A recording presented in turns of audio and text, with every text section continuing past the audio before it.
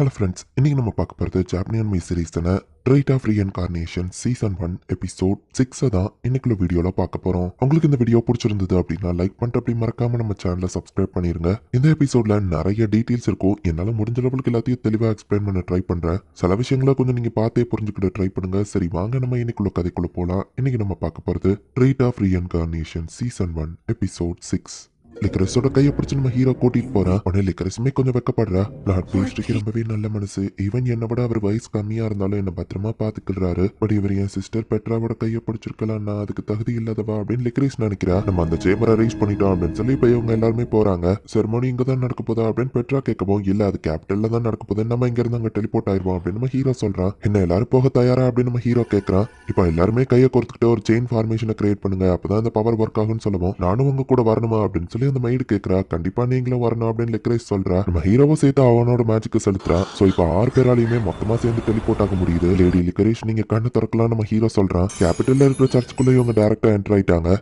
ஒரு genius பார்ட்டிசியேவா இருந்தவனுக்கு sweet லேண்டை create பண்ணணுங்கிறது தான் அவனோட கனவு. இப்ப இறந்து போய் ரீஇன்கார்னேஷன் ஆயிருக்க. கண்டிப்பா இந்த வேர்ல்டுல அதுதான் என் கோல் அப்படின்னு நம்ம ஹீரோ நினைக்கிறான். இப்போ ஒரு ஃபாலன் நோப்ல காமிக்கிறாங்க. அவன் ஒரு திருடங்க குரூப்பை வர வச்சிருக்கான். நீங்க ஒருத்தரை கடத்தணும், அவங்களுக்கு 20 கோல்டு காயின்ஸ் தரேன் அப்படின்னு நம்ம சொல்லுவோம். என்னது இந்த சின்ன வேலைக்கு 20 கோல்டு காயின்ஸா அப்படின்னா அந்த பர்சன் ஒரு பெரிய நோபலா டியோக்கா அப்படின்னு சொல்லி அந்த திருடன் லீடர் கேட்கறான். சரி ஓகே, கண்டுபிடிச்சிட்டு அது ஹவுஸ் ஹியோபரிக்கோட பொண்ணு தான் சொல்லுவோம். மார்க்ரேவ் ஹியோபரிக்கோட பொண்ணு அப்படின்னு அந்த லீடர் கேட்கறான். அவளுக்கோ கார்லச்சக்கோட பேரனுக்கோ கல்யாணம் ஆக போகுது. இப்போதைக்கு அதை சீக்கிரட்டா வச்சிருக்காங்க, அவ்வளவுதான் நீ கடத்தணும்னு சொல்லுவோம். சரி வாங்க பாய்ஸ் வேலையை ஆரம்பிக்கலாம் அப்படின்னு அந்த லீடர் கிளம்பவும், ஏய் இதுல தப்பு எதுவும் நடந்துடக்கூடாது அப்படின்னு அந்த நோபல் சொல்றான். அது எங்களுக்கு தெரியும் அப்படின்னு அந்த லீடர் வாரான். என்ன தைரியம் இருந்தா ஏன்டி அப்படி பேசுவான் அப்படின்னு அந்த நோபல் கடுப்பாகிறான். அவன் நோபல் ஸ்டேட்டஸ் திரும்ப கொண்டு வரதுக்கு தான் அவன் இதை பண்றான். நம்ம மேல பழிய போட்டு மாட்டி விடுதான், நம்மள செலக்ட் பண்ணிருக்கான்னு சொல்லுவோம். அவனுக்கு மொத்தமா 2 கோல் இருக்கு. சென்ட்ரல் ஆர்மியோட லீடரால தான் பேரனோட பிரைடியை வந்துட்டு பாதுகாப்பா பார்க்க முடியலன்னு கார்லச்சக்கோட பேர் கெட்டு போகும். அப்புறமா இவன் அந்த பொண்ணை காப்பாத்துறான் அப்படிங்கிற பேர்ல இவன் ஹீரோவாயிருவான். இவனோட நோபல் ஸ்டேட்டஸ் திரும்ப கிடைக்கும். அவனால காப்பாற்றப்பட்ட அந்த பொண்ணு இவனே கல்யாணம் பண்ணிக்கிடுவான் அப்படின்னு அந்த லீடர் சொல்றான். இந்த சர்ச்சுக்கு வெளியவே செக்யூரிட்டிஸ்லாம் ரொம்பவே பலமா இருக்கு. கார்லச்சக் தான் அந்த செக்யூரிட்டிஸ் எல்லாம் ஏற்பாடு பண்ணிருக்காரு நம்ம ஹீரோ அப்பா சொல்றாரு. இவ்வளவு பேர் அரேஞ்ச் பண்ண நம்ம கிட்ட காசு எது அப்படின்னு நம்ம ஹீரோ சொல்லுவோம். அதை சொல்லிதான் காமிக்கணுமா அப்படின்னு நம்ம ஹீரோ அப்பா கேட்கிறாரு. சிஸ்டர் உனக்கு என்னாச்சுன்னு லிக்கரேஸ் கேட்கவும், என்கேஜ்மெண்ட் ஆக போறது எனக்கு ரொம்பவே நர்வஸா இருக்குன்னு சொல்லுவோம். ஸ்குவாட பார்த்தா கண்டிப்பா உங்களுக்கு பிடிக்கும் அப்படின்னு நம்ம ஹீரோ சொல்றான். நீங்க கொடுத்த போட்டோலயும் எனக்கு அவரை பிடிச்சிருந்தது அப்படின்னு பெட்ரா சொல்றா. இன்கிரீடியன்ஸ் ஃபர்ஸ்டே ரெடி பண்ணிட்டா, எந்த பிரச்சனையும் இல்ல. அது மாதிரி தான் அந்த மேரேஜும் நம்ம ஹீரோ யோசிக்கிறான். கிளம்பலாம் பெட்ராவை அவங்க அப்பா வந்து கூட்டிட்டு போறாரு. கார்லச்சக்கோட எஸ்டேட்ல எல்லாம் எப்படி இருக்குன்னு கேட்கவும், எந்த பிரச்சனையும் இல்ல. பட் சில ரிமோட் நோபல்ஸ்க்குலாம் இந்த விஷயம் தெரிஞ்சிருக்கு அப்படின்னு சொல்லி ஷீட் சொல்றான். மார்க்ரேவும் ஹார்லச்சக்கும் ஒன்று சேர்ந்தா ஒரு பெரிய பவர்ஃபுல்லான ஹவுஸ் கிரியேட் ஆகும் தெரியும். என்கேஜ்மெண்ட் தடுக்க நிறைய பேர் இருக்காங்க. பேஸ் பெட்ராவோட சான்டிபிகேஷன் முடிய டைம் ஆகும்னு நினைக்கிறேன். லேடி லிக்கரேஷ் அதுவரை கெஸ்ட் ரூம்க்கு கூட்டிட்டு போய் அப்படின்னு நம்ம ஹீரோ அப்பா சொல்றாரு. லேடிஸ் மேனாக உனக்கு இதுதான் சான்ஸ் அப்படின்னு ஷீட் நம்ம ஹீரோவை உசுப்பேத்துறான். லேடி லிக்கரேஷ் நீங்க பதட்டமா இருக்கீங்கன்னு புரியுது, கெஸ்ட் ரூம்ல போய் வேணா ரெஸ்ட் எடுங்களே நம்ம ஹீரோ சொல்றான். அவ்வளவு சரி நம்ம ஹீரோ கூட போறா. தனியா இருக்கீங்கன்னு தப்பதவோ பண்ணக்கூடாதுன்னு சொல்லுவோம். நான் ஒன்ன மாதிரி கிடையாது நம்ம ஹீரோ சொல்லிட்டு போறான். தேவையில்லாம என் பையனை கோர்த்து விடாதுன்னு கேசுரல் சொல்றான். சான்டிபிகேஷன் கூடிய சீக்கிரமே முடிஞ்சிடும், அவங்க இங்க வந்துருவாங்க. கார்லச்சக் இது என்னோட ரிவெஞ்ச்கான நேரம் அப்படின்னு அந்த நோபல் நினைக்கிறான். ஜெனரல் கார்லச்சக் தான் எங்க அனுப்பி வச்சிருக்காரு, உங்களை சேஃபா எஸ்கார்ட் பண்ணதான் இங்க வந்திருக்கேன் அப்படின்னு ஒரு சோல்ஜர் வந்து சொல்லுவோம். சரின் பெட்ராவோ ஹியோபரிக்கோ எஸ்கார்ட்டோட சேர்த்து இப்போ அந்த வண்டியில போறாங்க. நிறைய பீப்புள் இந்த இடத்துல இருந்தாலுமே அட்டாக் பண்ற குரூப்பையும் உங்களுக்குள்ள கலந்து நிக்கலாம். சோ எதுக்கும் சேஃப்டியாவே இருக்கணும்னு நம்ம ஹீரோ அப்பா சொல்றாரு. உன் பையன் நினைச்சாதான் கவலையா இருக்கு, கல்யாணமாகாத ஒரு பொண்ணு கூட தனியா இருக்கிறான் அப்படின்னு ஷீட் சொல்லுவோம். விட்டா நீயே ஃபால்ஸ் ரூமரை பரப்பி விட்டுருவ போலியே, பேஸ் அப்படி பண்ண மாட்டான். அது போக அங்க ஒரு ஷீல்டும் இருக்குன்னு அவர் சொல்றாரு. அந்த மெய்டு கூடவே நின்னுட்டு இருக்கா. நீங்க இருக்கிறீங்கன்னு கேட்கவும், லேடி லிக்கரேஷ்க்கு ஆபத்து வந்தா அதான் அவங்க கூடவே இருக்கேன்னு சொல்லுவோம். சரி அட்லீஸ்ட் நீங்க வந்து உட்கார வச்சு செய்யலாம்ல நம்ம ஹீரோ கேட்கறான். பரவாயில்ல நான் நிக்கிறதா எனக்கு பிடிச்சிருக்குன்னு சொல்லுவோம். இல்ல இப்படியே நின்னுட்டே இருந்தீங்கன்னா உங்க கால் வரைச்சு கட்டையாயிரும் அப்படின்னு நம்ம ஹீரோ சொல்லிட்டு, சாரி தெரியாம சொல்லிட்டேன் அப்படின்னு நம்ம ஹீரோ சொல்றான். அந்த மெய்டு மறைக்கவும், உங்க இஷ்டப்படியே எப்படி வேணா நின்னுக்கோங்க நம்ம ஹீரோ சொல்றான். நீங்க எதுவும் தப்பா எடுத்துக்கிறாருங்களா அப்படின்னு லிக்கரேஷ் சொல்றா. ஏதோ சவுண்ட் கேட்கல அப்படின்னு ஹீரோ சொல்றான். திடீர்னு இவங்க உட்கார்ந்துருக்கிற இடத்துல ஒரு பெரிய ஓட்டை கிரியேட் ஆகுது. அந்த ஹீரோவும் லிக்கரேஷும் இப்ப அந்த ஓட்டைக்குள்ள விழுந்திருக்காங்க. அந்த மெய்டுக்கு என்ன பண்றதுன்னு தெரியல, அவன் மேலதான் நின்னுட்டு இருக்கா. என்னாச்சுன்னு கேசுரல் வந்து பார்க்கவும் மெய்டும் நடந்தது சொல்றா. பெர்ஃபெக்ட்டான சர்க்கிளா கிரியேட் ஆயிருக்குன்னா கண்டிப்பா இதை மேஜிக்கை வச்சு தான் கிரியேட் பண்ணிருப்பாங்க. பேசும் மாட்டிக்கிட்டானா அப்படின்னு ஷீட் பாக்குறான். ஹவுஸ் கார்லச்சக் கிட்ட போய் சீக்கிரம் இன்ஃபர்மேஷன் சொல்லு அப்படின்னு டக்குன்னு நம்ம ஹீரோ அப்பா அதுக்குள்ள குதிச்சிருந்தாரு. பாப்பா என் 2 பேரும் ஒரே மாதிரி தான் முடிவெடுத்துட்டா யார் பேச்சையோ கேட்க மாட்டாங்க அப்படின்னு ஷீட் நினைக்கிறான். திருடங்க வந்த வழியை நோக்கி கேசுரல் போறான். நம்ம ஹீரோவையும் லிக்கரேஷையும் கட்டி போட்டு வச்சிருக்காங்க. நம்ம ஹீரோ கண்மொழிக்கிறான். லேடி லிக்கரேஷ் நம்ம ஹீரோ கூப்பிடுவோம். கண்மொழிச்சிட்டியா தம்பின்னு கேட்கவும், இல்லையே நம்ம ஹீரோ சொல்றான். அப்படியே நடந்துக்கோ, அதான் உனக்கு நல்லதுன்னு அந்த லீடர் சொல்லவும், சோ இவன் தான் அந்த மேஜிக்கை கிரியேட் பண்ணவனா இருக்கும் அப்படின்னு நம்ம நம்ம ஹீரோ புரிஞ்சுக்கிறான். கண்டிப்பா இவன் பவர்ஃபுல்லா இருப்பான், தனியால சமாளிக்கிறது கஷ்டம் நம்ம ஹீரோ யோசிச்சுட்டு. ஆனா எதுக்காக இவன் என்ன கடத்தணும், இவங்க டார்கெட் நான் இல்ல லேடி லிக்கரிஷ் தான் அப்படின்னு நம்ம ஹீரோ புரிஞ்சுக்கிறான். முட்டாள்தனமா தப்பிக்கணும் ட்ரை பண்ணாத, நீ எங்க டார்கெட் இல்ல, சோ உன்னை கொண்டுட்டு போயிட்டே இருப்பான் அப்படின்னு அந்த லீடர் சொல்றான். சர்ச்சுக்கு வெளியே தான் அந்த பாதை வருது. திருடங்க எந்த பக்கமா போனாங்க அப்படிங்கிறது கேசரோலுக்கு தெரியல. இப்ப லிக்கரிஷுமே கண் முழிக்கிறா.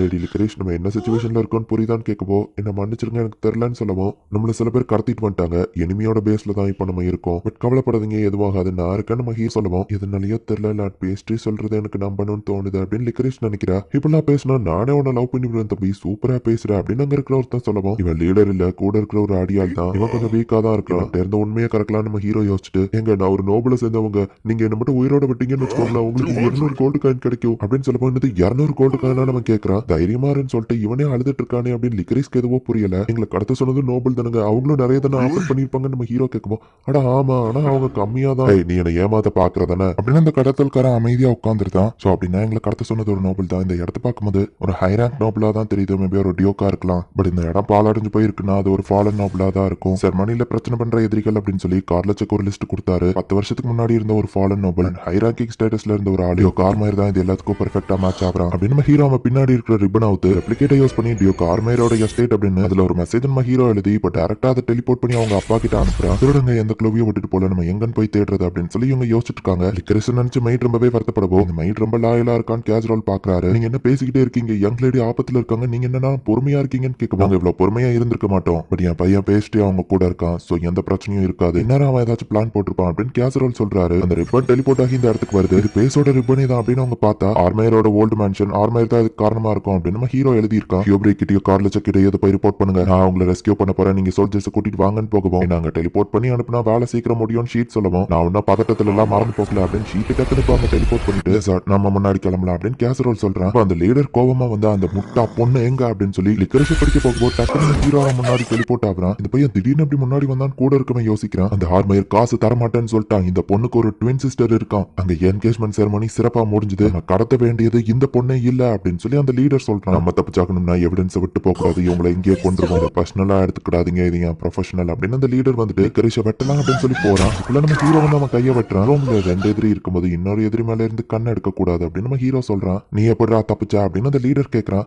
நான் எதுக்குடா ஒன்ட்டு சொல்லணும், கவலைப்படாதீங்க, நான் தான் சொன்னல எதுவும் ஆகாதுன்னு அப்படின்னு நம்ம ஹீரோ அவனை அட்டாக் பண்ண போறான். இந்த இடத்துல இந்த எபிசோட் முடியுது. நம்ம ஹீரோ லிக்கரிஷ் டக்குன்னு தொட்டு இந்த இடத்துல இருந்து டெலிபோர்ட் ஆகி போயிருக்கலாமே அப்படின்னு நீங்க கேட்கலாம். பட் இவங்க டெலிபோர்ட் ஆகிறதுக்கு கொஞ்சம் டைம் எடுக்கும், அதுக்குள்ள அந்த திருடங்க இவங்களை அட்டாக் பண்ணிடக்கூடாது. அது எங்க இருந்து இவங்க தப்பிச்சு போயிட்டாங்க அப்படின்னா இவங்களை கடத்தினவங்களையும் அதுக்கு பின்னாடி இருக்கிறவங்களையும் இவங்களால அரெஸ்ட் பண்ணி பிடிக்க முடியாது, திரும்பவும் அவங்க இதே தப்பு பண்றதுக்கான சான்சஸ் இருக்கு. அண்ட் நம்ம ஹீரோவும் பயந்து ஓடுற ஒரு கோலை கிடையாது, இதனாலதான் நம்ம ஹீரோ இங்க இருந்து டெலிபோர்டேஷன் ஆகி தப்பிக்கல. நெக்ஸ்ட் எபிசோட் இன்னும் வேற லெவல்ல சூப்பரா இருக்கும், சோ மிஸ் பண்ணாம பார்த்து என்ஜாய் பண்ணுங்க. தேங்க்யூ ஃபார் வாட்சிங், பை கைஸ், நெக்ஸ்ட் எபிசோட்ல மீட் பண்ணலாம்.